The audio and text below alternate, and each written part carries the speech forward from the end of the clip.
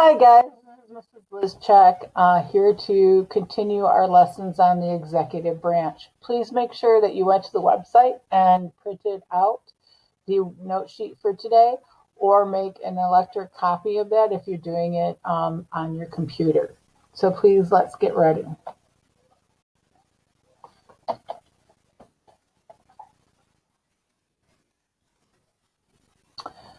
Okay, let's start with a quick quote.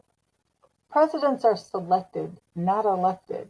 This was a quote that was written down by Franklin Delano Roosevelt. He was one of our most highly respected presidents of the United States. He's commonly known as FDR.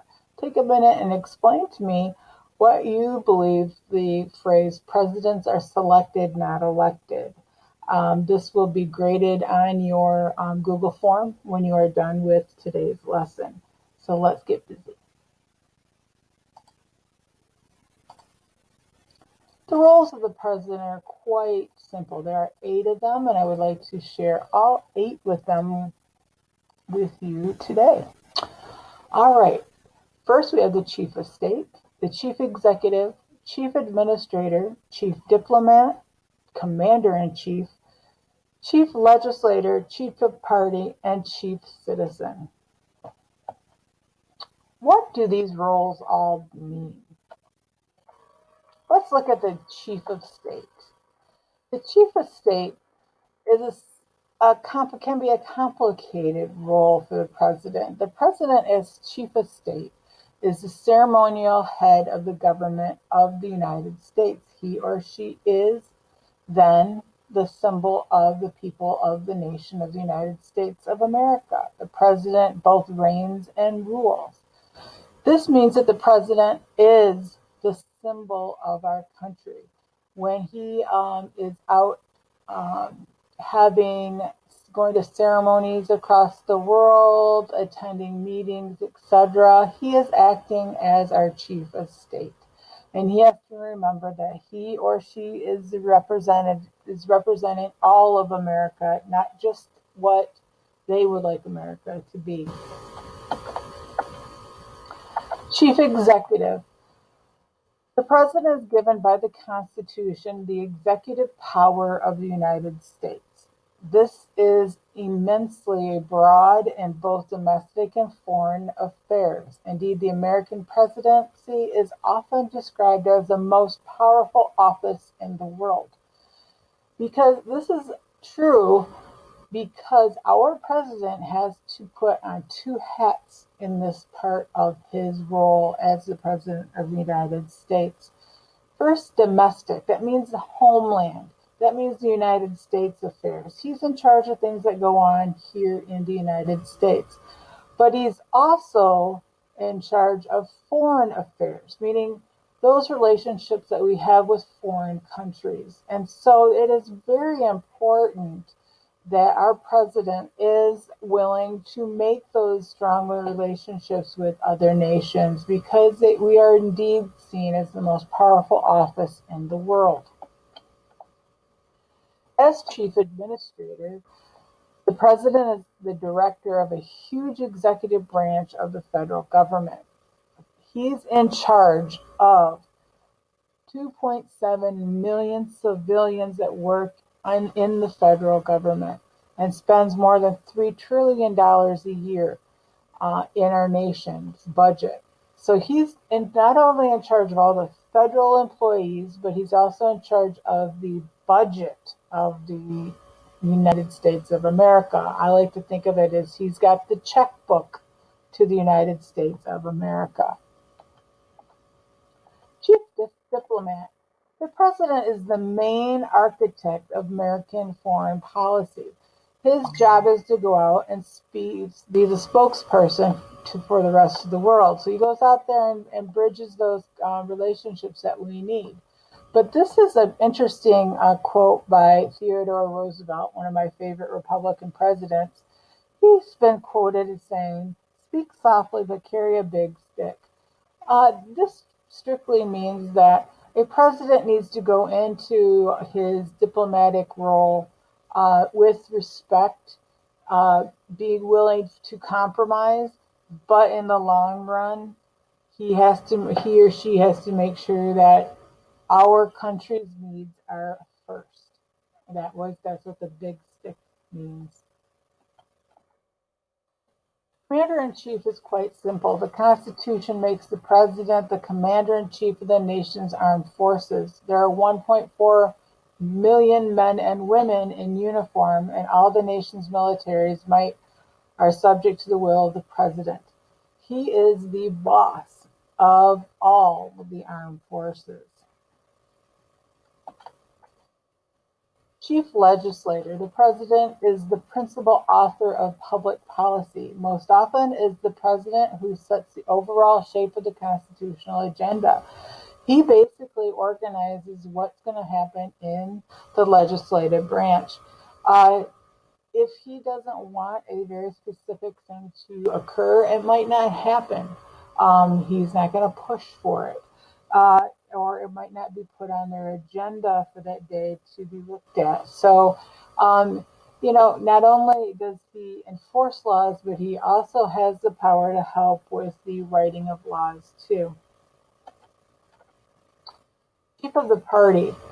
While the Constitution does not mention political parties, much of the real power and influence of the president depends on his or her ability to play this crucial role.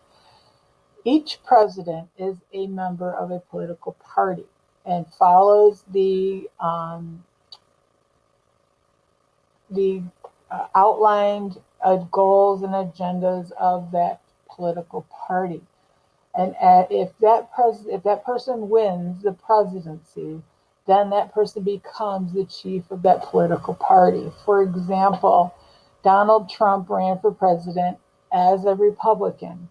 When he won that office, he then became the chief of the Republican Party because he is the president of the United States. Chief citizen. The president is expected to be the representative of all the people. He or she is expected to take the high road and champion the public interests against many different and competing private interests. The President of the United States, they need to be fair to all of the people. Just because they might not have voted for him or her, doesn't mean that he or she does not represent them. So that, taking the high road means that sometimes you just need to, be respectful when you're the President of the United States. Qualifications of the President. Remember, this is kind of a review from last week's lesson. You must be a natural-born citizen, must be 35 years old, and must be a resident of the United States for at least 14 years. Presidential terms. This is quite interesting because FDR was a very, very popular president, and he won a fourth term in office. A 22nd Amendment was established by the Republican Party, and it established a term limit, meaning there's a limit to how many years you can serve as the President of the United States. So there are 2 full terms equaling 8 years. So your first term is 4 years, your second term is 4 years. We've had a couple of presidents that have served office for only 4 years because they weren't reelected. Now you can serve no more than 10 years. This was put in the amendment because if a president is assassinated or is too ill to continue his presidency, then the vice president has to step up. Now, it's not fair to that person if he or she takes over office, that those 2 years are tacked on to that 8 years, in that 8 years, so they can't run for president for two consecutive terms. So this allows them to be in office for 10 years. So they can, after they've taken over for the president that passed away or resigned, can then go run for 2 other terms after that.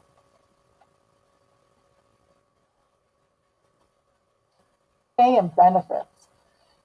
The President of the United States gets $400,000 per year.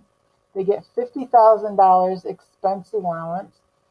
Okay, meaning they have spending money. They can, that's clothing allowance, things like that. Benefits includes a White House, a 132-room mansion on 18.3 acres, a very large staff to take care of you, an automobile service, Air Force Run, Camp David resort hideaways, medical, dental, and a generous travel and entertainment funds. So basically, the President of the United States gets paid a good chunk of change for being the President of the United States, has expenses paid for, a big house to live in, a large staff to take care of them.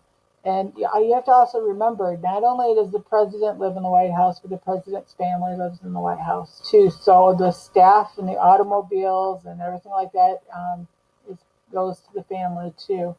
So the benefits of being the president of the United States are pretty good.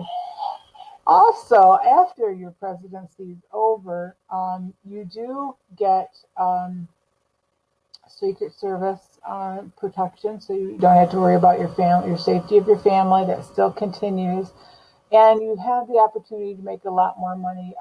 And many presidents have spent their time after their presidency going on lecture tours, writing books, developing foundations, developing libraries and things like that for everybody to participate. And they're making a living from the aftermath of being president of the United States.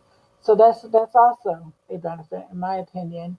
One of my favorite presidents of the United States is Jimmy Carter. And it's not because of what he did as a president. It's because of what he did after his presidency. He developed the organization called Habitat for Humanity. And this president is in his 90s, and he's out there still building homes for people that need it. And I just admire him so much. He was not a very successful president, but he is one heck of a humanitarian, and I really admire him for that. Now, please make sure that you visit the Google form when you're done with your notes from today, and then I will talk to you on Thursday. Have a great day.